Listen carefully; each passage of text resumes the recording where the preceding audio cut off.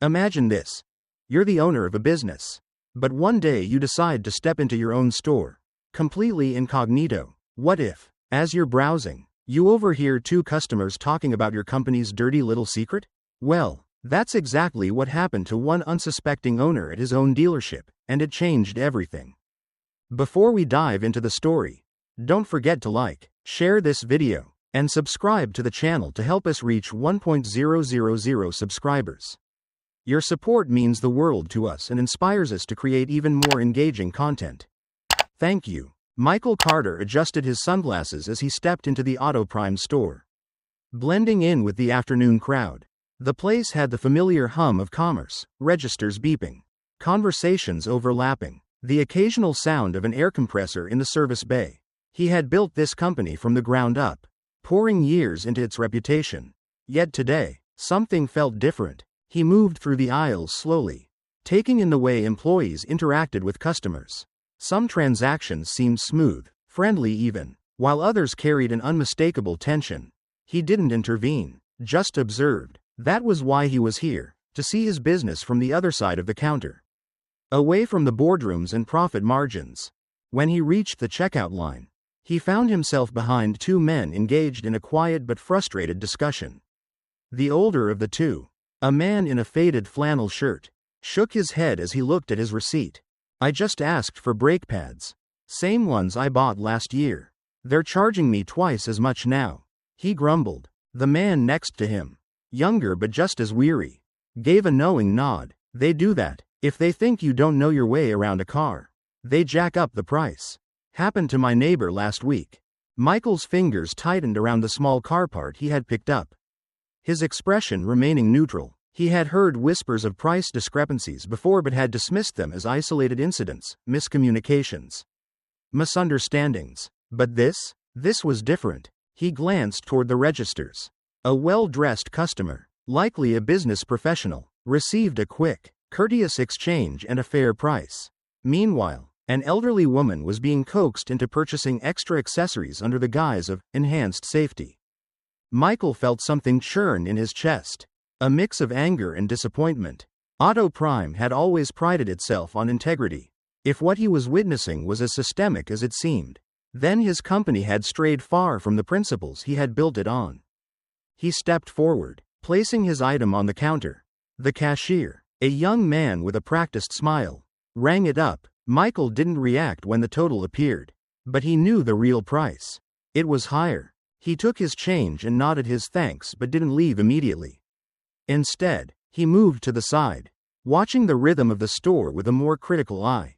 Tomorrow, he would return, not as an observer, but as the CEO. The next morning, Michael Carter returned to the Auto Prime store, this time as the CEO, not the silent observer. He had a purpose now, and it was clear from the moment he walked through the door that things would be different today. With a calm demeanor, he asked for an urgent meeting with the branch manager, Brandon Ellis, and the senior staff. Brandon, who had been casually chatting with employees earlier, noticed the serious tone in Michael's voice when he entered the room. The confidence he'd shown earlier faded into uncertainty, his face betraying a hint of nervousness.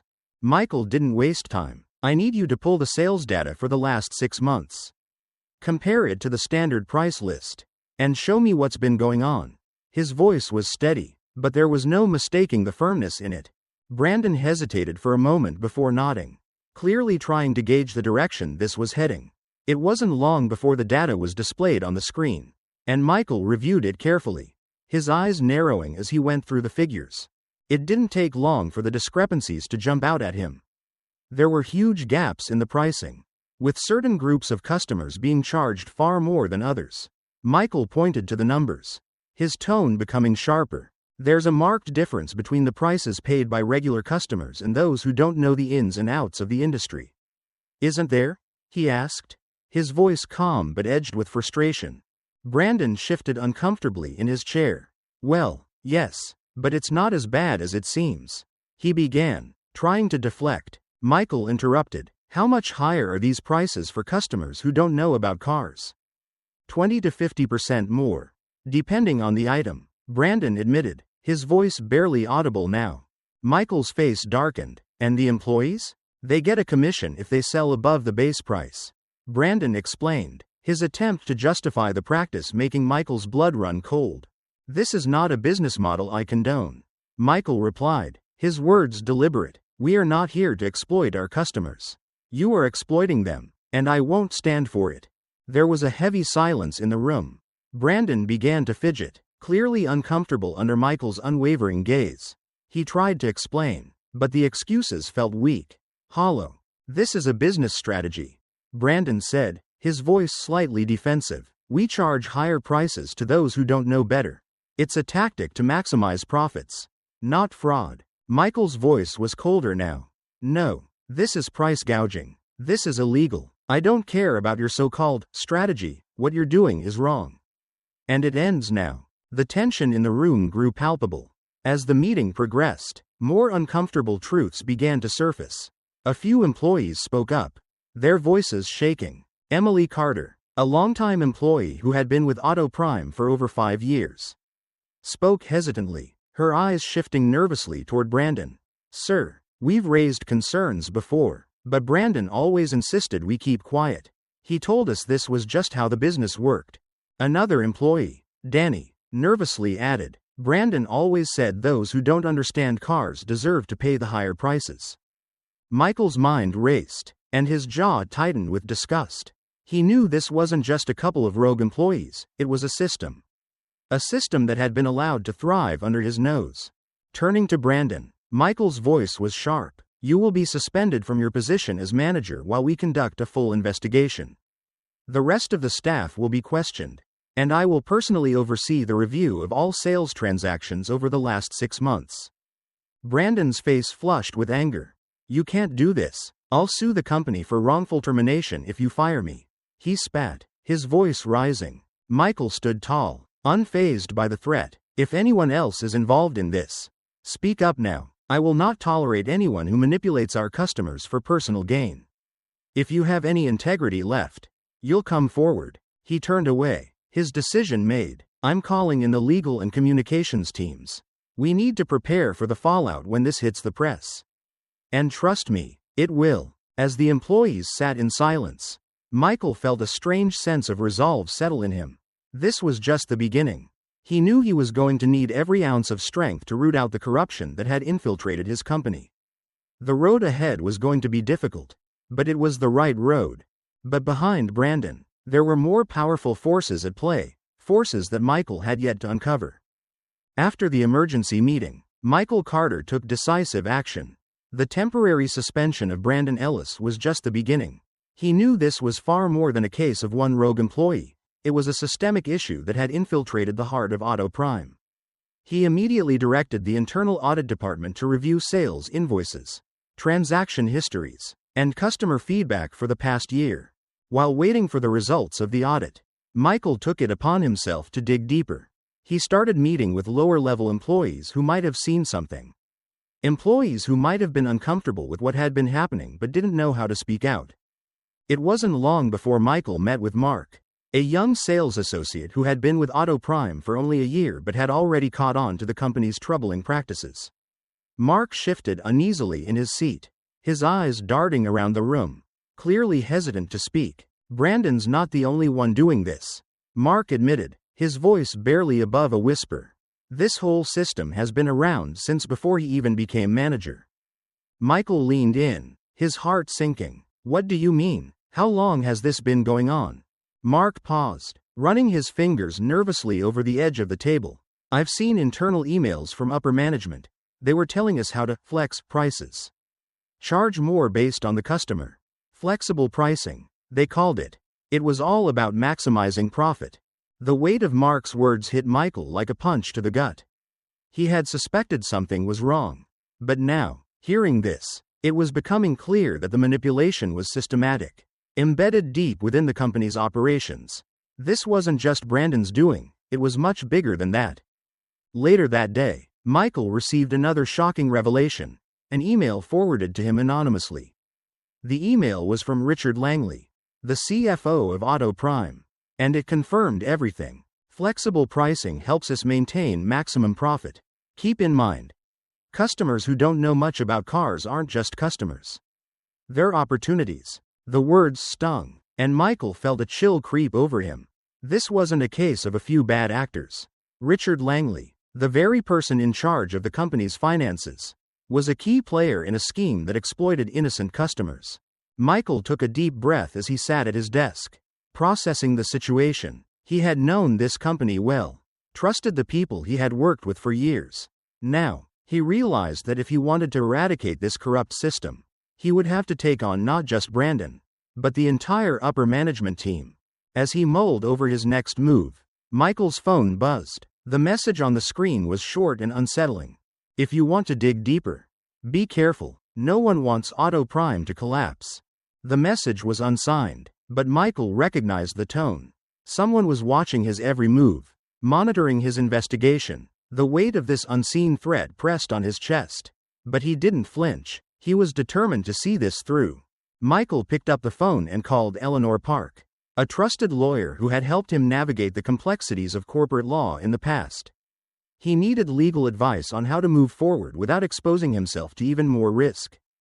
But before he could discuss his next steps with Eleanor, his phone buzzed again, this time with an unexpected notification.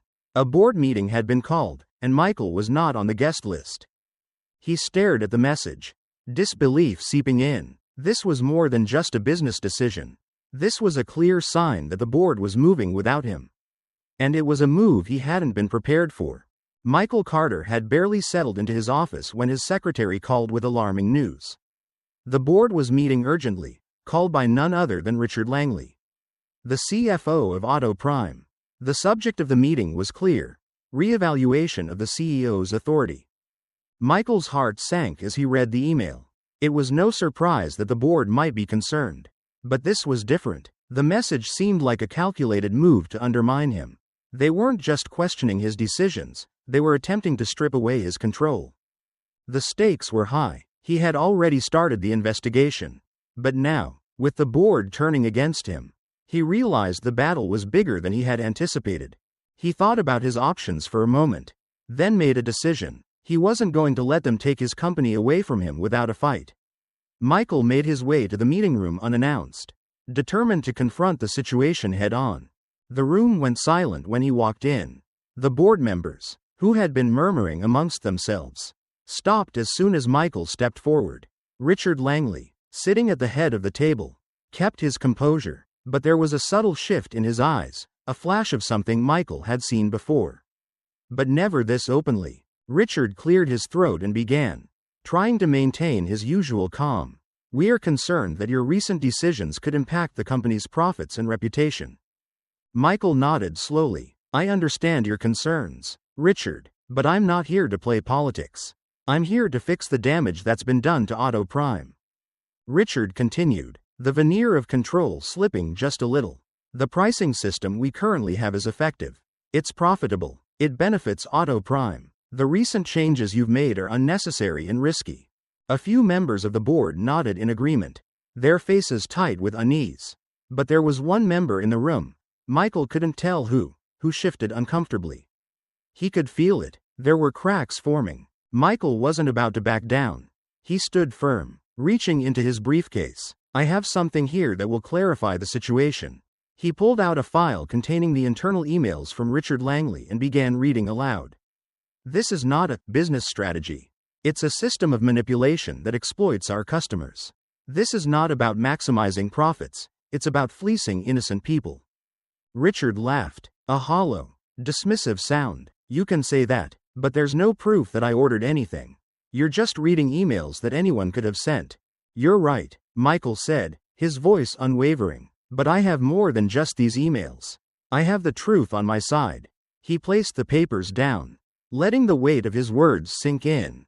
"The truth is, this isn't just a bad strategy.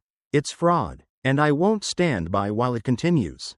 Richard's eyes hardened. "You may be the CEO, but you don't control the board. If you continue to stir up trouble, we may have to consider finding someone else to lead this company."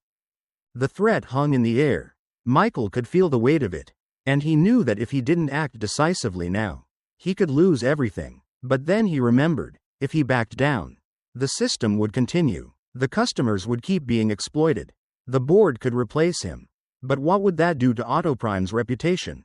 The tension was thick, and Michael's mind raced. But before he could respond, his phone buzzed. A delivery had just arrived, an unexpected package. He excused himself from the meeting and stepped into the hallway. Opening the package, Michael found a simple envelope with a USB stick inside. He plugged it into his laptop and found recordings of conversations between Richard and several store managers. The most damning piece of evidence was Richard's voice, clear as day. "If the CEO finds out, just tell him it's the store manager's decision, not company policy." Michael's hand shook slightly as he listened to the conversation. This was the smoking gun. This was proof that Richard wasn't just a part of the problem, he was the mastermind behind it all. With the evidence now in his hands, Michael knew what he had to do. He returned to the meeting room, where the board was still gathered. He placed the USB drive in front of Richard and said, "This is what I call proof." Richard's expression faltered for a moment.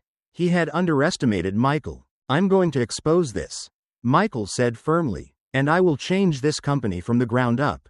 As Michael left the room, the weight of his decision settled over him. He knew this wasn't the end.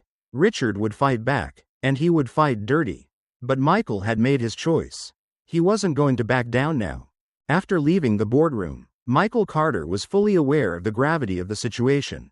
The USB drive in his hand held the key to dismantling the corrupt system at Autoprime. But he knew that presenting it too soon would only give his opponents the chance to cover their tracks. The stakes were too high, and he needed to approach this with precision and strategy. He reached out to Eleanor Park, a seasoned lawyer with a background in financial investigations and corporate law. She had been an invaluable ally in the past, and now, she was going to help him navigate the minefield ahead. Eleanor listened carefully as Michael explained the contents of the USB drive and the potential fallout from going public. "This recording is a game changer," she said, her voice calm but serious. "But if you release it now, they'll move quickly to discredit you. We need a strategy that won't give them the chance to block you." She paused, thinking for a moment. "You need an insider to back up your case. If you can get a manager who was forced to implement these policies, it would give us much more leverage." Michael nodded, his mind already working on his next move. He knew Eleanor was right. He needed more than just the smoking gun of Richard's own words. He needed someone from within the company to testify. Someone with credibility. The very next day, things took a turn. A major financial news outlet published a scathing article about Michael Carter. The piece criticized his leadership, claiming that his recent decisions were destabilizing Autoprime. The article was sourced from anonymous insiders within the company, and the allegations were serious. CEO Michael Carter is making reckless decisions that could cost Autoprime millions of dollars. It read, "We have evidence that he has been involved in shady dealings to manipulate stock prices." Michael's stomach turned as he read the article. He knew this was no coincidence. Richard Langley was using his influence to turn the tide of public opinion. This was a calculated attack designed to undermine Michael's credibility and pressure the board into questioning his leadership. Richard's plan was clear: create a media storm, put Michael on the defensive, and force the board to reconsider his position. But Michael wasn't about to back down. He quickly called a meeting with his communications team. They needed to act fast. He wasn't going to play Richard's game on his terms. "We'll hold off on releasing the recording for now," Michael instructed. "Instead, we'll leak part of the story to a trusted journalist, someone who can handle this carefully." He knew the public needed to understand that the issue of pricing wasn't his doing. It was a long-standing problem that began under Richard's watch. Michael instructed his team to pull historical sales data, cross-check it with the pricing discrepancies, and prepare a statement that made it clear the pricing system was part of a corrupt strategy that had been in place long before he became CEO. The next step was to find more internal witnesses. He reached out to Karen Dawson, a former branch manager who had been forced out of Autoprime for not accepting the fraudulent pricing policies. Karen had always been outspoken about the injustice, but she had been scared into silence for too long. To Michael's relief, Karen agreed to meet with him. She promised to speak out about the manipulation. But just hours before their meeting, Michael received an unsettling call.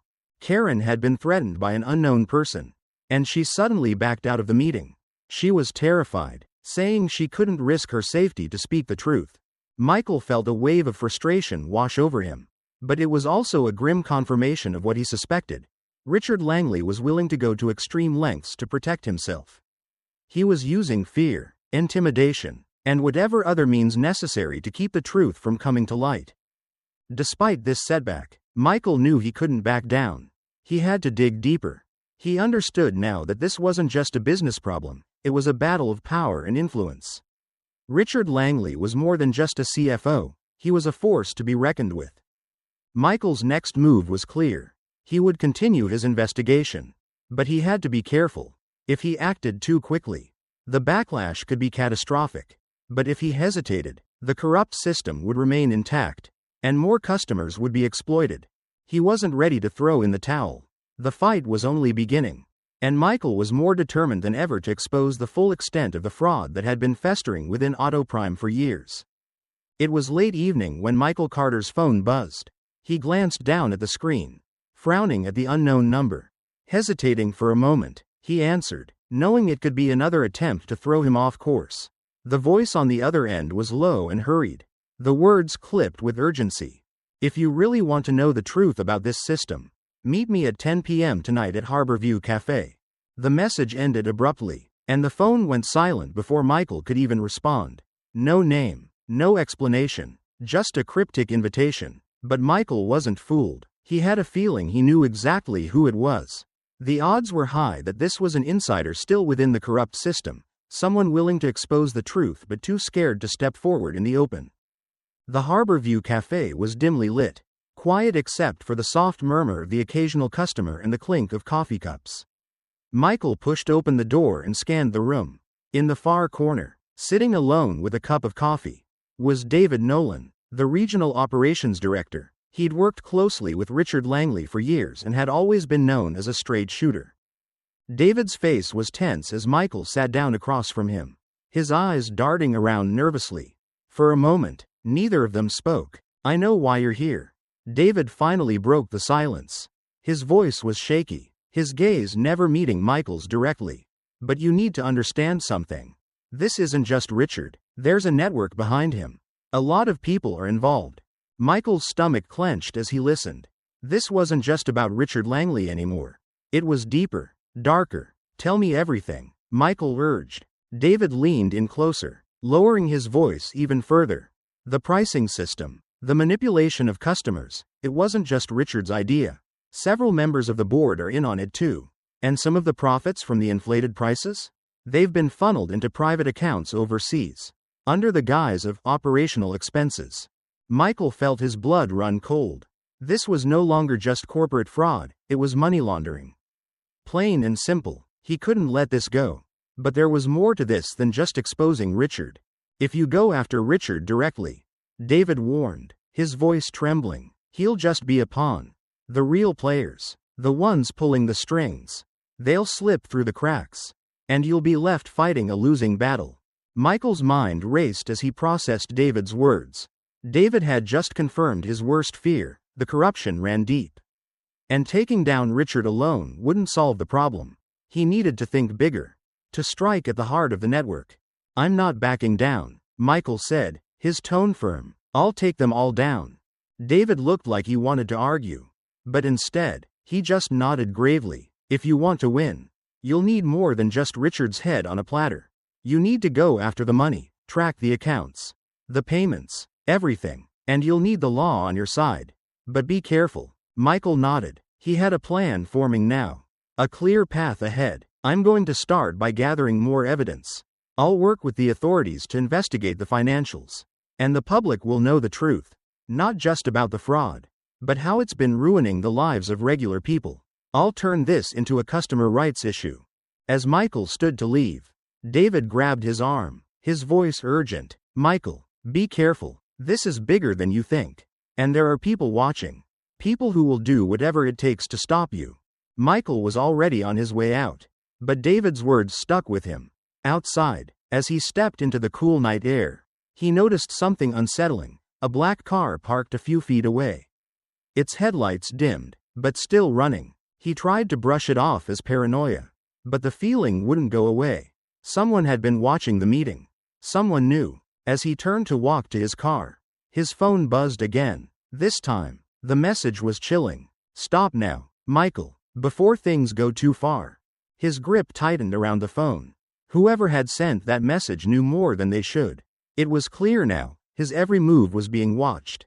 But instead of backing down, Michael's resolve only grew stronger. He wasn't going to let the fear and threats stop him now. He was in this fight, and he was going to see it through to the end. The clock was ticking, and Michael knew the window for action was closing fast. The night after the anonymous threat and the feeling of being watched, Michael Carter knew one thing for sure. The network of corruption he was dealing with was far more powerful than he had imagined. He had no more illusions about the scale of the battle he was up against. This wasn't just about taking down a rogue CFO, it was about unraveling a carefully structured, dangerous system. Determined to move forward with his plan, Michael arranged a secret meeting. He called together Eleanor Park, his trusted lawyer, David Nolan, the insider with crucial information, and Ryan Carter, an investigative financial journalist he knew he could rely on. The goal of the meeting was clear. They needed to devise a comprehensive strategy to dismantle Richard Langley's operation and expose the corruption that had been festering at Autoprime for years. The atmosphere in the room was tense, but there was a sense of purpose. Michael wasted no time. "We need to hit them where it hurts, financially and publicly," he began. "Let's start with gathering solid evidence and build from there." David Nolan leaned forward, pulling out a thick folder of documents. "I've been digging. There are multiple accounts set up overseas, all under the guise of operational expenses. Langley and a few board members have been funneling money from the fraudulent pricing system into these accounts." Michael listened intently. This was the key they needed. The money trail would expose the full extent of the conspiracy. "Eleanor, I need you to prepare legal documentation for the SEC. We need to send this up the chain and make sure the authorities know what we're dealing with." Eleanor nodded. "I'll have the paperwork ready. We'll need to act quickly before they have a chance to cover their tracks." Ryan Carter, sitting across from Michael, was already scribbling down notes. "I'll start crafting a series of articles detailing how Autoprime has been ripping off customers with the flexible pricing policy. We'll focus on customer exploitation and the unethical practices that have been going on for years." "But we need to be careful," Michael said, his eyes narrowing. "We can't expose my involvement just yet. Langley will use that to discredit everything we're doing. We need to keep my name under wraps for now." Ryan nodded. "Understood. The first few articles will be anonymous, with the focus purely on the facts. We'll make sure the public knows the truth without giving them a direct target." Michael leaned back, a thoughtful expression crossing his face. "We need to make Richard slip up.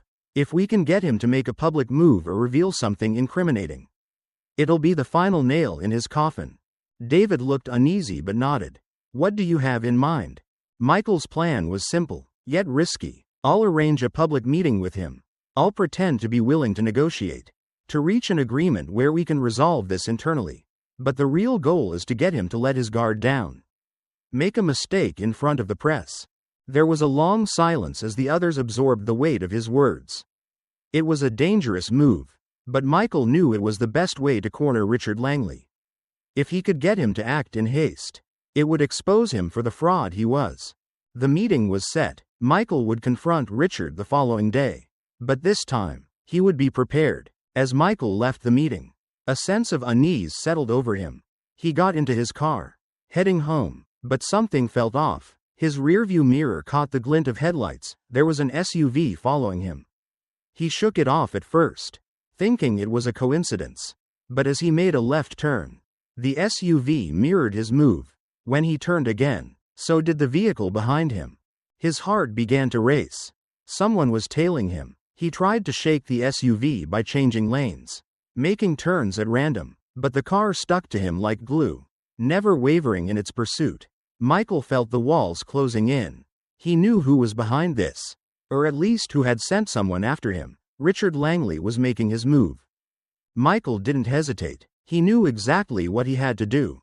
He turned off his route and headed straight for the local police station. The SUV followed him the entire way, but as he pulled into the parking lot, the black vehicle veered off. speeding away down the street. Michael's breath was heavy as he stepped out of his car, his mind racing. This was it. He wasn't just being followed, he was being hunted. The danger was real, but Michael wasn't afraid. He had come too far to back down now. He looked at his watch. Tomorrow, the meeting with Richard would happen. But this time, Michael was ready. Every step had been calculated, every piece of the puzzle falling into place. Langley wouldn't know what hit him. Michael Carter arrived at Autoprime's headquarters with a sense of determination that had been building for days. The building, once a symbol of his company's success, now felt like a battlefield. Richard Langley had called a meeting to handle the media crisis that had exploded after the first article about the fraudulent pricing system went public. Richard was confident, expecting Michael to come in for a negotiation, perhaps hoping to bury the issue and move on. But Michael had no intention of negotiating. He had a bigger plan in mind. As he entered the room, the tension was palpable. Richard, sitting at the head of the table, greeted Michael with a forced smile, trying to maintain his composure. Michael didn't return the smile. Without hesitation, he pulled out the USB drive containing the incriminating internal recordings between Richard and several senior managers. He placed it on the table in front of Richard, the weight of it unmistakable. "This is how far this goes, Richard," Michael said, his voice steady but filled with resolve. "You've been running a scam. And now, everyone will know." Richard's calm demeanor faltered slightly, but he quickly regained his posture. "You think a few recordings will change anything? You can play your games, but that doesn't prove anything." He sneered. "I never ordered anyone to do this. You're just trying to tear down the company you built." Michael's eyes locked onto Richard's.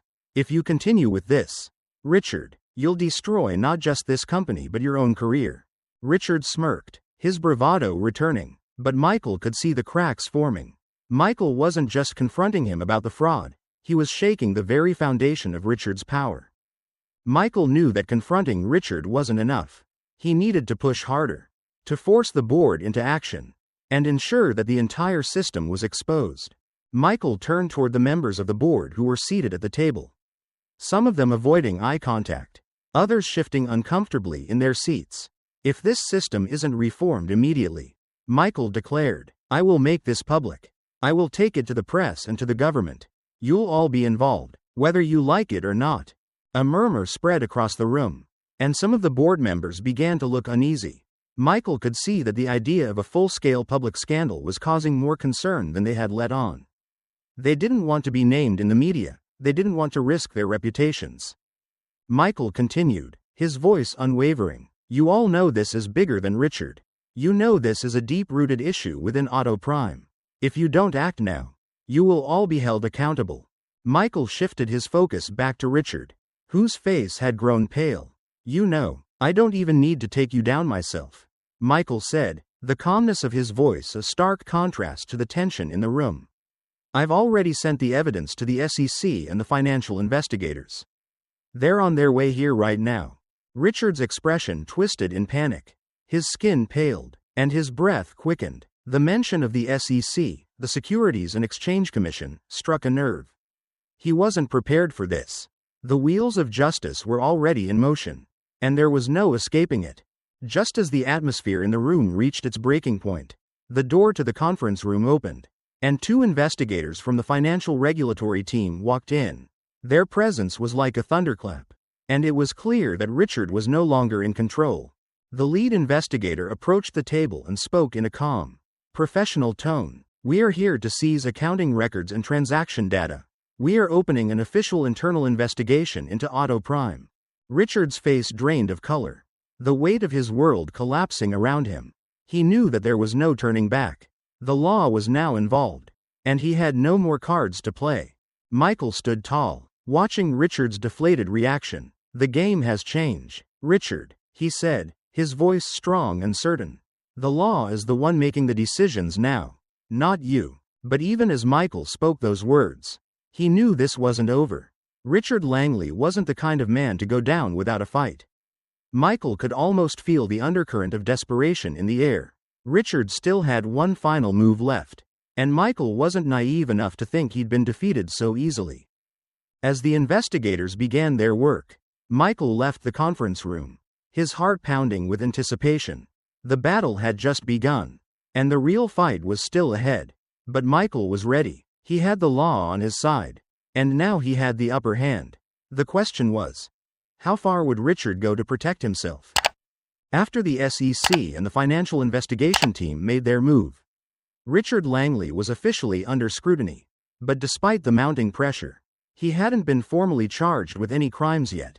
The investigation was ongoing, and the web of corruption he had built was slowly beginning to unravel. Meanwhile, Autoprime's board of directors found themselves divided.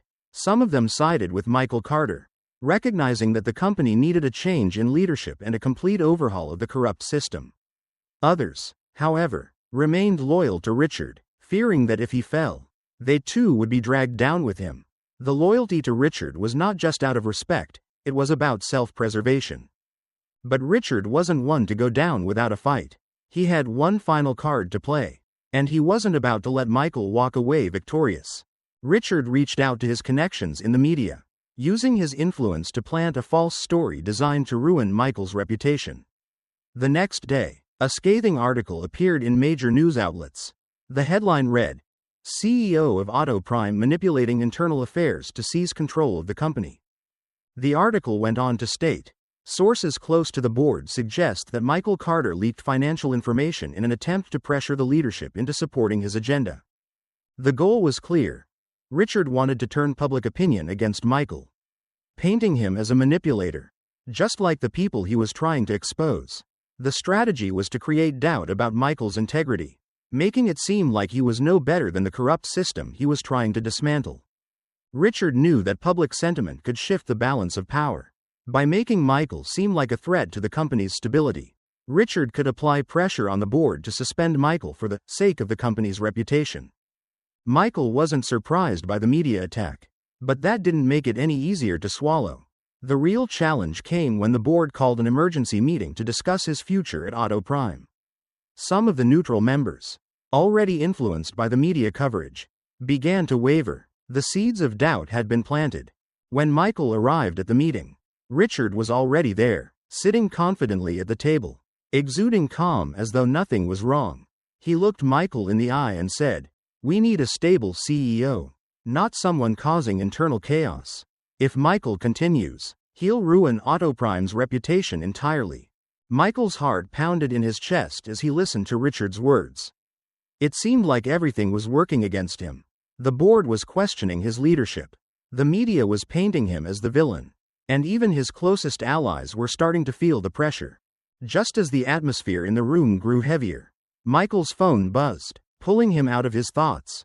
It was an unexpected call from Eleanor Park, his trusted lawyer. "Michael." Eleanor's voice was tense. "I've got something big," Eleanor continued, her words coming fast. "I've received a leak, a crucial email from an anonymous source inside Autoprime.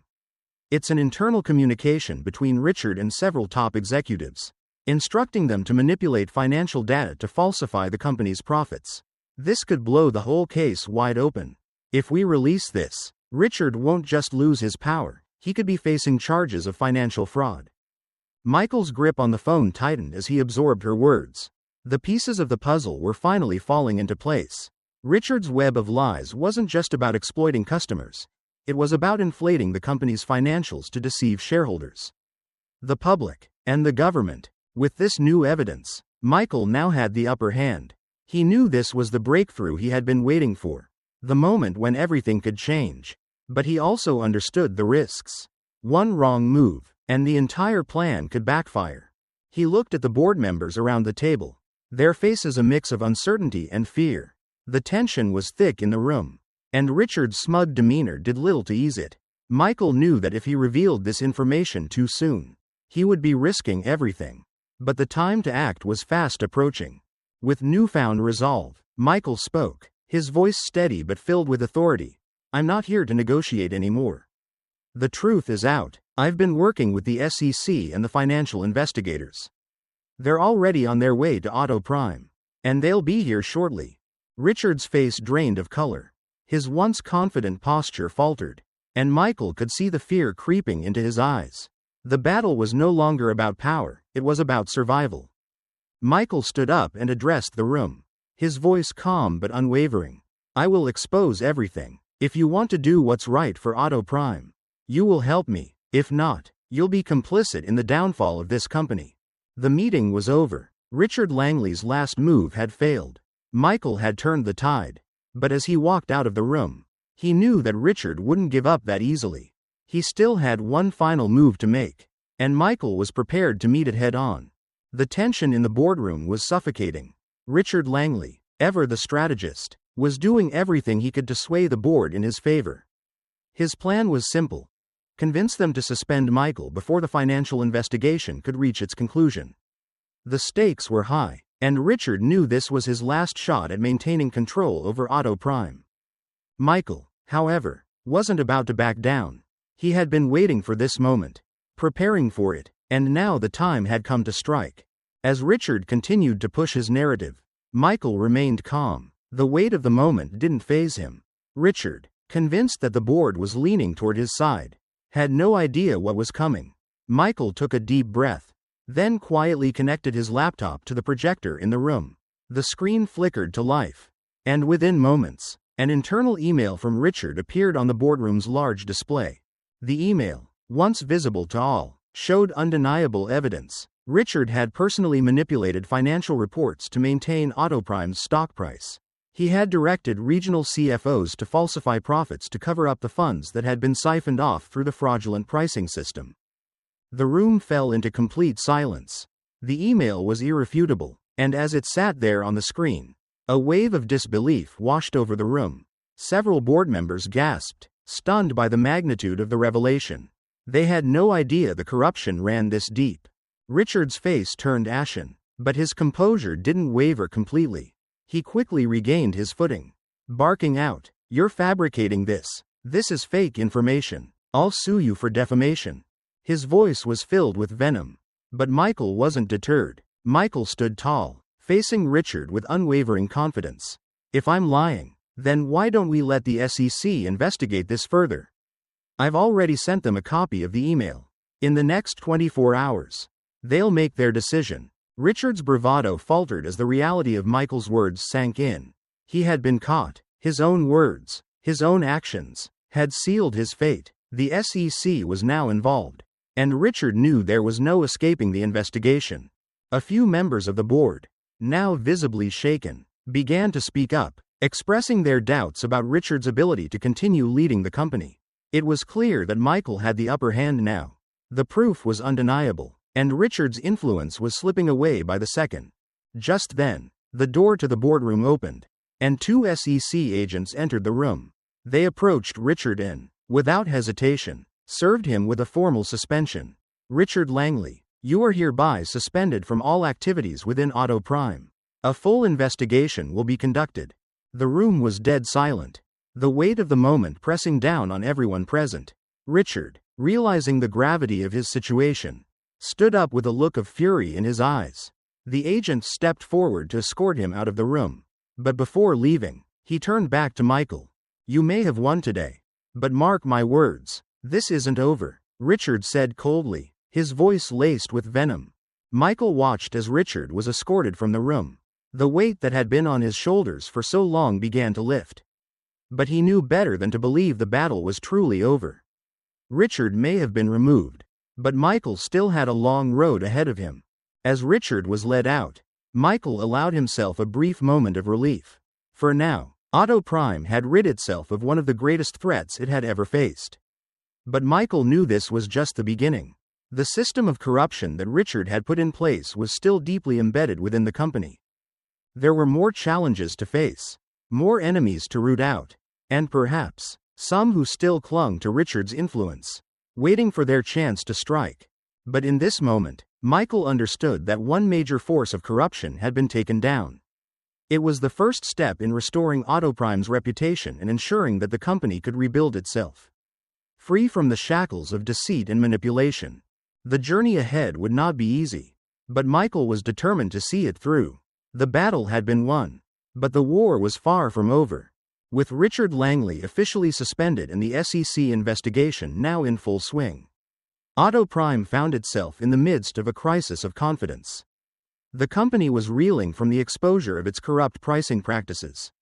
And now it faced a critical need to restore trust with the public and its customers. The board of directors, scrambling to maintain the company's reputation, turned to Michael Carter for a solution. They demanded that he deliver a comprehensive recovery plan, one that would secure Autoprime's future. Michael wasted no time in eliminating the controversial flexible pricing system. Under his leadership, Autoprime would move forward with a clear, publicly available pricing list, ensuring that every customer paid the same fair price for products and services. All branches would be monitored closely to ensure there was no more discrimination based on customer knowledge or experience. This was a bold move, one that Michael hoped would reassure the public and demonstrate that Autoprime was serious about rebuilding its integrity. The next step in Michael's plan was to clean house. All branch managers involved in the fraudulent pricing scheme were either fired or placed under further investigation. Michael knew that this was necessary for the company to move forward with a clean slate. However, it wasn't just the obvious culprits who needed to go. He discovered that some employees loyal to Richard Langley were still attempting to manipulate the system from behind the scenes. These individuals were immediately removed from their positions. In a move that surprised many, Michael appointed David Nolan, the insider who had helped him uncover the scandal, as the new chief operating officer. David would oversee operations nationwide and ensure that the reforms were properly enforced across all branches. Michael was confident that David's loyalty and first-hand experience with the corruption made him the perfect choice for the job. Michael knew that simply cleaning up the financial system wasn't enough. A cultural shift was essential to prevent future abuses. He launched an employee retraining program, focusing on business ethics, honesty, and customer service. This wasn't just about policy changes, it was about shifting the mindset of the entire company. To further encourage accountability, a confidential hotline was established, allowing employees to report any wrongdoing without fear of retaliation. As Michael worked tirelessly to implement these reforms, rumors began circulating that former allies of Richard Langley were plotting their counterattack. These whispers grew louder, and it became apparent that the battle wasn't over yet. Some major shareholders, nervous about the rapid pace of change, began voicing concerns. They worried that Autoprime's loyal customer base, those who had grown accustomed to the high-profit model of the past, might start to look elsewhere. The speed of the reforms, they feared, might alienate these customers and result in lost sales. Then, a new development sent shockwaves through the company. An anonymous investor had purchased a significant amount of Autoprime's stock, fueling speculation that Richard Langley might be attempting to return to power from the shadows. Was this the beginning of his return? Was he pulling the strings behind the scenes? As the tension rose, Michael received an anonymous email that only deepened the mystery. The email contained a manipulated financial report from a year ago, during the time when Richard still controlled the company's operations. The contents of the email read, "You may have defeated Richard, but there are others still behind the scenes. We share a common enemy, and I have more information for you. If you want to know the truth, meet me." Michael's heart raced as he processed the message. This was no ordinary threat, it was a direct challenge. One that suggested a deeper conspiracy within Autoprime. Someone else, someone still hidden in the shadows, was pulling the strings. Michael now stood at a crossroads. He had two choices: continue the overhaul, push forward with the reforms, ignoring the signs of danger, and focus on restoring the company's image. Follow the trail of the email, investigate the anonymous tip, and uncover what lay beneath the surface. Risking everything to expose a larger conspiracy. The weight of this decision was not lost on him. Michael understood that one wrong move could undo all the progress he had made. The company's future, and his own, now rested on how he chose to navigate this uncertain terrain. 1 month had passed since Richard Langley was removed from Autoprime, and things seemed to be returning to normal. Sales were stabilizing, and customers, reassured by the new policies Michael Carter had put in place, were slowly regaining trust in the company. The damage caused by the scandal was beginning to heal. Richard, on the other hand, was facing the full force of legal repercussions. He had been officially charged with financial fraud and was now staring down the possibility of spending years in prison. But even as the company began to rebuild, Michael couldn't shake the feeling that something was still wrong. It was early one morning when Michael received an urgent call from David Nolan. "You need to get to headquarters now. Something big is happening." Rushing to the office, Michael arrived to find federal investigators raiding the building. They were everywhere, going through paperwork, questioning employees, and looking through the company's files with a sense of urgency that made his stomach drop. One of the investigators walked up to him, her face serious. "We've received reports of new financial violations. Mr. Carter, we need you to cooperate with the investigation." The shock hit Michael like a freight train. He was confused. He hadn't done anything wrong. Yet, it was clear someone was framing him, trying to create another scandal that would bring him down. He immediately called Eleanor Park, his lawyer, hoping for some guidance. "It looks like someone is fabricating financial documents to pin this on you," she said, her voice steady but concerned. "I'm looking into it, but you need to stay calm." As Michael tried to process what was happening, a sense of disbelief overtook him. His mind raced, trying to understand who would be behind this new attack. It was clear that this wasn't a coincidence. Someone had engineered this situation to destroy everything he had worked for. Suddenly, a familiar face appeared. A security guard from the building walked up to Michael and handed him a sealed envelope. With shaking hands, Michael opened the envelope. Inside was a handwritten note that sent chills down his spine. "The game isn't over. You think you've gotten rid of me? I'm just getting started. RL." The letter was brief, but its message was unmistakable. Richard Langley wasn't finished yet. Michael stood frozen, the weight of the letter sinking in. He had believed that with Richard gone, the company could finally begin healing, that the worst was behind them. But now, it was clear that Richard wasn't as easily removed as Michael had hoped. Whether Richard was orchestrating this attack from the shadows or someone else was manipulating the situation in his favor, Michael was now in the crosshairs once again. The security guard who had handed him the letter stepped back, leaving Michael to stew in the newfound uncertainty. As Michael looked out the window at the federal investigators sifting through the company's records, a bitter realization settled in. The war wasn't over. It was just beginning. Michael knew that Auto Prime wasn't safe yet. His enemies, whether Richard or someone else, hadn't been defeated. The company's fate still hung in the balance. Michael himself might be the next target in a much larger game. The world outside the window seemed a bit darker now. The federal agents were just the beginning. Michael understood that, though the battle for the company had been hard fought, the real fight was only starting. His journey was far from over, and Richard's shadow still loomed over him, waiting to strike again. Michael took a deep breath. He wasn't ready to give up. Not now, not ever. As we wrap up today's story, one thing becomes clear.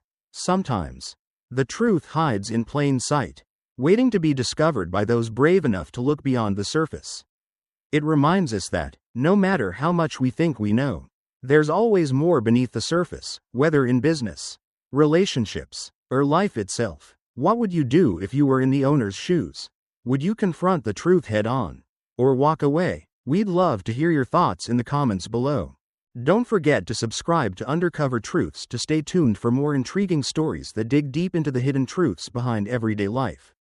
Your support helps us keep uncovering the stories that matter most. See you in the next one.